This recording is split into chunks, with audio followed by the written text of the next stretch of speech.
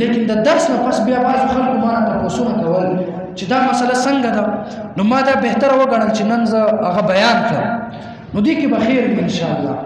اول مسله خو دا ده چې زمونږ د مسلمانانو کې انسانیت او مسلمانیت دومره غورځېدلی دی چې مونږ انسانان پرېږدو، ځناورو سره هم دغه شانې بد عمل کوو. محترم ډېر خلک ما اورېدلی دي، والله ډېر خلک راشي تپوسونه کوي چې قاري صاحب داسې عمل شوی دی نو د دې سزا به څه وي؟ دا مشران تاسو بزرګان یې، تاسو مسجد او منځونه خپل کاروبار کې اخته شوي، لیکن تاسو د نوجوانانو خبر نه یې. هغه نوجوانان چې هغې هېڅ کارونه نه وي او دغه موبایل کې لګیا یو ګناهونو طرف ته هغه ځي، هغې نه خو موږ دا بند دی که نه، هغې نه خو موږ خبر نه یو که نه. نو بعضې خلک تپوسونه کوي چې د دې سزا به څه وي. نو بیا دې باره کې شریعت موږ ته درې خبرې ورښایي. یو خو دا چې د وخت حاکم هغه به دې ته سزا ورکوي چې څوک ځناورو سره بد عمل وکړي، او بل د ځناورو سره بد عملو په وجه باندې شریعت موږ ته دا وایي چې کله یو انسان د ځان نه انسانیت ختم کړي او ځناورو سره دغه بد عمل وکړي، دغه انسان که شادي شده وي او که غیر شادي شده وي دا به قتلولی شي. محترمو دا دومره بد عمل دی او زمونږ په معاشره کې دا کیږي. بیا پیغمبر علیه الصلاة والسلام یو حدیث دی که دا مسله بیانول دا بده خبره وه، بیا هغه پیغمبر چې د ټول دنیا خلکو نه هغه ډېر زیات حیانات و. محترم هغې به دا بیان کړی نو. حضرت ابن عباس رضی الله تعالی عنه فرمایي من اتا بهیمة فاقتلوه واقتلوها معه، که چا یو ځناور سره بد عمل وکړله دغه انسان به هم قتلولی شي او دا ځناور به هم قتلولی شي. محترمو دا دومره بد عمل دی. او بیا یو بله مسله چې دا ډېر زیات عام وي په معاشره کې، ستاسو د ټولو بې ادبي معاف، لیکن دا مسله دا انتهایی زیات عام وي او خلک دا ګناه هم نه ګڼي. یعنی د قوم لوط علیه السلام قوم چې په کوم عملونو کې مبتلا و، نن دا عمل دا ډېر زیات عام شوی دی. محترم پیغمبر علیه السلام فرمایي عن ابن عباس رضی الله تعالی عنه قال رسول الله صلى الله عليه وسلم من وجدتموه يعمل عمل قوم لوط فاقتلوا الفاعل والمفعول به. پیغمبر علیه السلام فرمایي چې کله هم یو انسان دو انسانان دو سړي یو بل سره دغه شان ناکاره عمل وکړي، دا چې چرته هم تاسو اینې محترمو داسې خصم په مخالکه دا به تاسو قتلوئ، دا به تاسو په دغه مقدس ځمکه باندې پرېږدئ.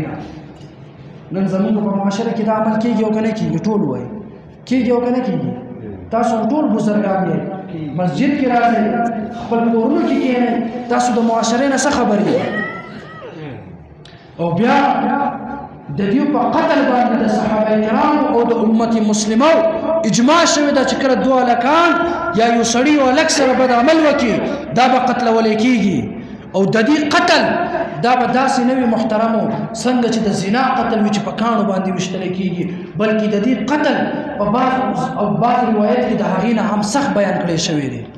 عمر رضی الله تعالی عنه، ابوبکر صدیق رضی الله تعالی عنه فرمایي چې دغه شان سړی دا به دغه غر ته به وخېژولی شي او دغه غر نه به ښکته دې د دیکه ورکولی شي او بلندي نه به دا ښکته وغورځولی شي چې دې هلاک شي دغه انسان. او بیا دغه شان دی علي رضی الله تعالی عنه روایت هم دی. علي رضی الله تعالی عنه فرمایي چې کله یو انسان دو هلکان یو بل سره دغه شان بد عمل وکړي، یا یو سړي بل سره یا یو سړي بل هلک سره دغه شان بد عمل وکړي، دا به یو دیوال شاته ودرولی شي او ټول خلک به دغه دیوال ته به دیکه ورکړي او دغه انسان دغه دیوال لاندې د هلاک شي. مطلب چې د بچ کېدلو امکان دی نه وي. او بیا ابن عباس رضی الله تعالی عنه روایت هم دی چې کله دوه هلکان یو بل سره غلط کار وکړي، بد عمل وکړي، دغه انسانان به دغه شان د رجم کولی شي، په کاڼو باندې به ویشتلی کېږي څنګه چې د زنا په دغه مسله کې ویشتلی کېږي. محترمو او بیا روایت کې دا هم راځي چرته مې هم په خپل ژوند کې ما د خپل علم مطابق ما دا نه دی اورېدلی چې یو انسان دی انسان ته الله رب العزت دا حق ورکړی وي چې دغه انسان دی په دغه زندگی کې دی باندې د اور ولګولی شي او دغه اور کې دا انسان وسوځي. یعنی ما په ژوند کې نه ولیدلی چې دنیا کې داسې یو ګناه مې نه ولیدلی چې هغې کې دغه انسانان په اور کې دغه انسان دی ژوندي وي او اور دی بل کړی شي او دغه انسان ورته وغورځولی شي او دا انسان دی پکې وسوځي. صرف او صرف ما په خپل ژوند کې دغه یو عمل په باره کې دا سزا د قرآن او د حدیث په روشنۍ کې مې ولیدله چې کله دوه لکان دغه شانې بد عمل وکړي اور دې بل کړی شي او دغه دوه لکان دا دغه اور ته وغورځولی شي چې په دغه اور کې وسوځي. محترمو دا دومره بد عمل دی. او بیا حضرت ابو هريره رضی الله تعالی عنہ فرمایي دا مسله هم چا تپوس کړی شاید چې ډېر خلک به هم دې ګناه کې مبتلا وي. ما نه خو ډېر خلک اکثر تپوسونه کوي. بیا پیغمبر علیه الصلاۃ والسلام یو صحابي فرمایي عن ابي هريره رضی الله تعالی عنه ملعون من اتى امرته في دبرها ملعون دی هغه انسان چې هغه خپل ښځې سره ناجایز طرف نه هغه یعنی د شا طرف نه هغه خپل ښځې ته سره خپل شهوت پوره کوي. دا انسان دا ملعون دی. محترم او دې کې هم ډېر مسلمانان مبتلا دي. اکثر خلک راشي تپوس کوي چې آیا دغه شان د عمل وشي دې سره زمونږ نکاح ماتېږي او که نه ماتېږي. دا نکاح ماتېدل دا ځانه خبره ده لیکن وګوره چې پیغمبر علیه الصلاۃ والسلام یو کس ته ملعون وایي د دې انجام به څه وي او بیا ستا دغه اولاد او ستا دغه نسل دا په کوم لاره باندې به روانېږي چې داسې عمل کې ته مبتلا یې. محترمو او زمونږ معاشره کې دا هم ډېر زیات کېږي. او بیا محترمو دا خبرې دا خپل بچو ته ووایي دا صرف اورېدل نه مونږ دومره ډېر زیات حیادناک نه یو. زما او ستا بچي هغې شکل و صورت د انګریزانو کړی وي لیکن ما او تا نه شرمېږو په هغه باندې. ما او تا هغې ته نه وایو چې بچیه تا خو د پیغمبر خلاف کار کړی دی. ما او تا دغه شانې مسایل خپل دغه ماشومانو ته بیانولو کې ولې شرمېږو؟ آیا الله رب العزت به ما او تا نه پوښتنه نه کوي؟ اول به الله رب العزت د علماو نه تپوس کوي چې ای عالمه صحیح ده دا خلک خو ګناهګاران وو که نه؟ شاید چې دې کې داسې خلک وو چې هغې د ګناه نه خبر نه وو د ګناه د عذاب نه به خبر نه وو. او یا تا ته به وایي چې ای کاکا جیه ګیره دې سپینه شوه خپل بچي ته دې دا تعلیم ورنکړو ولې د شرمېدې نن دغه عذاب کې به ته مبتلا کېږي ستا زامن به هم مبتلا کېږي. ما او تا سره به څه جواب وي؟ نه به وي. محترمو دا مسایل موږ ته پکار دي چې خپل بچو ته موږ وښایو. او دا چې کله موږ قرآن ښایو بیا موږ دا بیانولی شو. بیا مختصر د دې عمل په باره کې محترمو دا واقعه ده او دا ډېر زیات عبرتناک واقعه ده او دې سره به زمونږ او ستاسو د زړونو او د ذهنونو دغه پردې به کولاو شي. د عمر رضی الله تعالی عنه په زمانه کې یو کس یو فیصله د عمر رضی الله تعالی عنه عدالت ته چې ای عمره دا هلک دا نوکر دی او دی خپل مالک قتل کړی دی هغه وجلی دی. عمر رضی الله تعالی عنه پوښتنه کوي چې ولې؟ هغه هلک وایي چې ای عمره زما دغه مالک دی ما سره بد عمل کړی و یعنی ما سره دغه بدفعلي کړې وه له دې وجې نه ما دغه کس دا مې قتل کړله. عمر رضی الله تعالی عنه دغه فیصله دا په عدالت کې اولنی ځل دا فیصله راغله.